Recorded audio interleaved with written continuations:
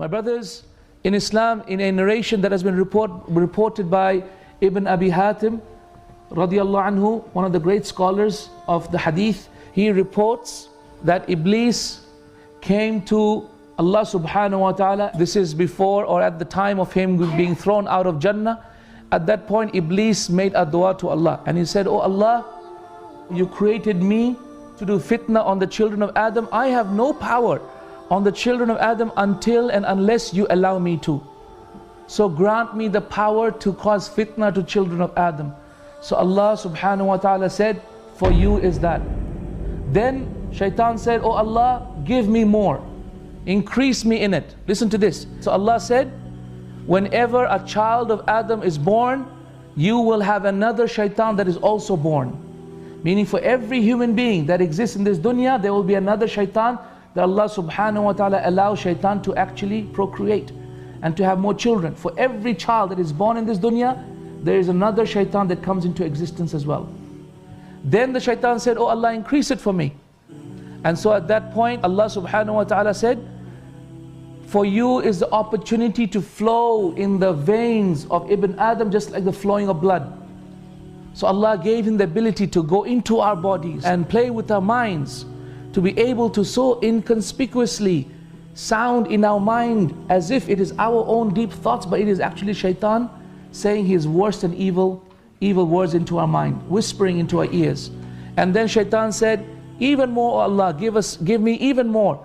And so Allah subhanahu wa ta'ala revealed the verse, "And oh Shaitan, gather your forces, gather your armies, gather your khayl, gather your horses of fire from Jahannam, gather them all, and gather your men, gather the shayateen, which are the knights of the Shaitan, and go and create your hamla, your war upon humanity.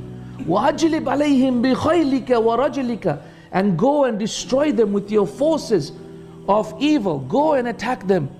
وَعِدُهُمْ, and promise them everything under the heavens and the earth." And then Allah says, وَمَا يَعِدُهُمُ الشَّيْطَانُ إِلَّا غُرُورًا. And whatever Shaitan promises you, it's nothing but a mirage. It's nothing but a dream. It's just facade. It's fake. It's nothing but a lie.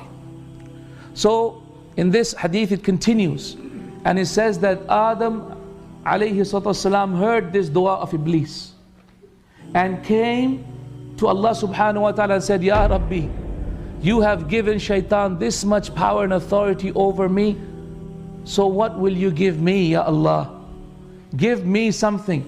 So Allah said, "A child of yours will not be born in this dunya except that I will send two angels, not one Shaitan, but two angels that will constantly protect him from the evil of the shayateen." And that's what Allah says in the Quran. He says, "لَهُ مُعَقِّبَاتٌ مِّن بَيْنِ يَدَيْهِ وَمِنْ خَلْفِهِ يَحْفَظُونَهُ مِنْ أَمْرِ اللَّهِ." What is that verse? It says that for every single human being are two interchanging angels, one in the front, one in the back, that preserve him from the command of Allah. Meaning what? We have 5 angels at any one time. Shaitan has one enemy, but we have 5 at any one time. 2 to write down our deeds, one on the right, one on the left, good deeds, bad deeds. And then 2 more to protect us, one from the front, one from the back. And they also interchange. And then a 5th one to simply whisper into our ears, "Do good, say this, say that, say subhanallah, say alhamdulillah, say la ilaha illallah." And he is our good side. 5 angels. Allahu Akbar. So Adam became happy. And so he said, "Oh Allah, give me more." So Allah subhanahu wa ta'ala told him, "For every bad deed, I will only write 1 bad deed, or I will remove it, meaning I will forgive it. But for every good deed, I will write 10 good deeds." So he became happy. And he said, "Oh Allah, give me more." So Allah subhanahu wa ta'ala said that, "I promise you that my forgiveness is forever open until the soul leaves the body." Meaning once the soul is in the body, then Allah subhanahu wa ta'ala's forgiveness is always open.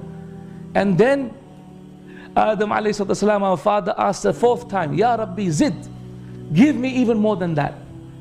And so Allah subhanahu wa ta'ala replied, "Qul ya ibadi alladhina asrafu ala anfusihim la taqnatu min rahmatillah." Meaning, do not at all despair, at all, do not have any doubt at all that Allah loves us so much. He cares for us so much. He really wants to be with us in Jannah. He did not create us to punish us at all. Inna Allah yaghfiru dhunuba jami'a. Allah loves to forgive. And He will forgive every single sin. Your past, your future, your present, every single sin. Innahu huwal ghafurur rahim. Indeed, He is the most forgiving, the most merciful. Wa anibu ila rabbikum. And turn everyone, all human beings, humanity, return back to your Lord together, repenting to Allah subhanahu wa ta'ala, and submit to Him with your repentance. What does submitting mean after repentance? Submit to Him in the best of ways, total submission, and that is salah. The total submission to Allah subhanahu wa ta'ala is our salah. We submit our voices to Allah, so we don't speak anything but the Quran or dhikr. That we submit our outer appearance to Allah Azza wa Jalla, so we are totally involved in ruku or sujood or standing in salah. And we submit our minds to Allah Azza wa Jalla, so we don't think of anything except Allah subhanahu wa ta'ala.